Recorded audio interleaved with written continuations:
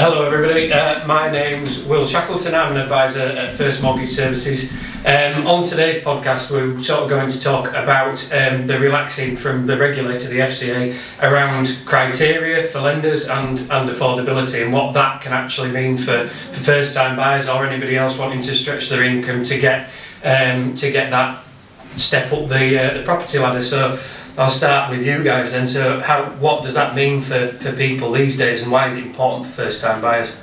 Well, obviously the aim is to try and get people on the property ladder as much as possible, and with the cost of living, wage increases which maybe aren't where they need to be, lenders are having to do more to try and help those first time buyers onto the property ladder. There's some brilliant products out there now, like Leeds Building Society have got the Boost income for first time buyers. I think Nationwide still have the Helping Hand. There's loads of others. I can't remember a lot of them off the top of my head, but that's some of them. Have we seen any other changes with regards to their calculators or their criteria? What have been the sort of earmark things that they've come out with recently? We see lenders nearly weekly, don't we? So what seems to be the key thing, Lindsay? They're just relaxed. I mean, they're relaxing the criteria in general. When I say relaxing, they're just making it easier. I mean, and so rather than getting into sometimes it gets a bit complicated when you're going into specifics, but there is clearly a demonstrated will to make it easier for people to get mortgages in various different ways, really.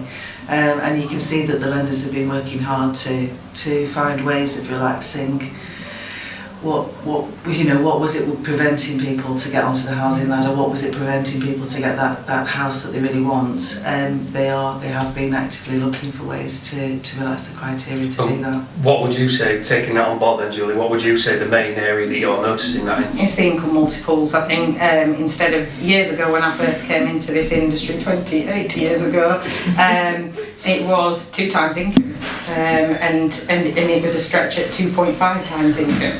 Whereas now, if you're over a certain income as a collective household, or whether it's a single person, some lenders are going up to 5.5 to 6 times income, annual income, which is a step up. And I think that's what they've recognised at the moment, is obviously with the cost of living crisis, with incomes shooting up as well, but the property market has continued to rise and rise and rise and rise.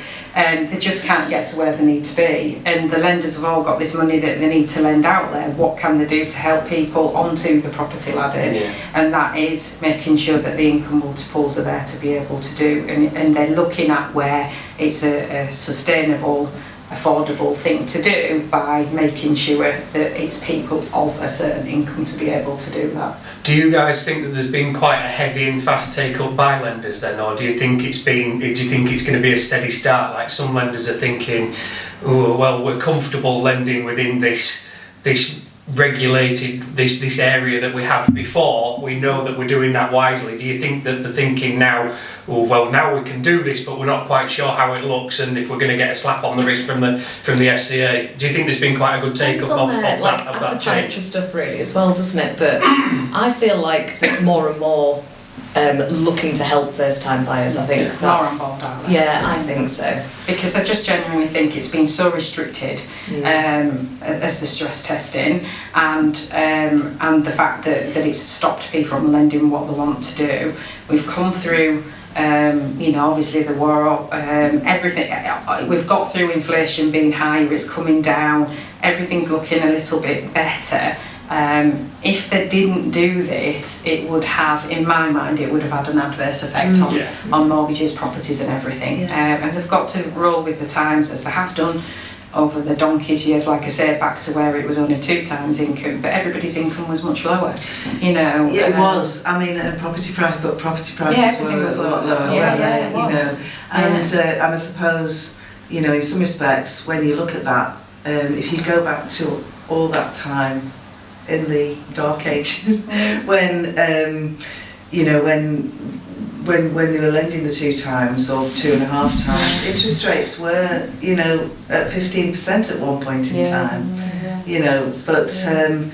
But certainly now it's obviously with the property prices as they are, and there's a lot more there's a lot more checks that the lenders have in place. There's a lot more sort of reasons they have reasons for why they feel comfortable with lending more, because they are sort of doing the due diligence, etc., etc. They've got all those checks in place, so they're comfortable to do it. Yeah. I think back in those dark ages, everybody had mortgages over a shorter term, get it repaid quicker, didn't have the luxuries in life, I would say, that everybody does now, and therefore, but then equally you don't know if you've got to borrow, do you? So at the end of the day, I think people, what they're trying to do now is buy the bigger properties so that they only move once, rather than moving multiple times, and it's costing a lot of money to do that. And so therefore, and I think that's perhaps what the lenders are recognising, is if we've got sustainable income, really good job, occupation that these people are in,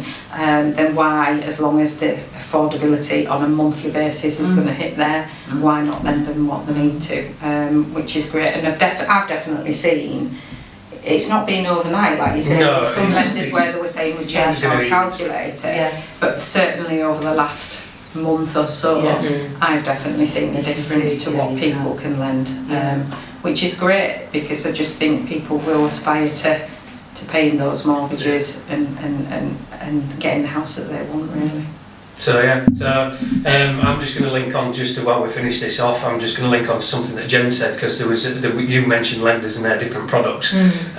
Some people might not be aware. I was doing an affordability calculator with a lender the other day, Accord, and they've got a great thing on. They've set it up brilliantly, because it demonstrates under the normal products what they would get. But then, and I'm gonna Jess will hold me to ransom for this. I'm forgetting the name of the product that they do, but it's an income stretch, isn't it? And then it says, but on this product you can potentially borrow that, and that's been really helpful. So it's great for us. We can sort of demonstrate to people what they do. Not everybody wants to stretch themselves that far, because they don't want to. They still want to maintain the thing, but there are solutions out there for anybody who's wanting to stretch that far. So if that's you, then feel free to get in touch with either one of us, and we'll be happy to help.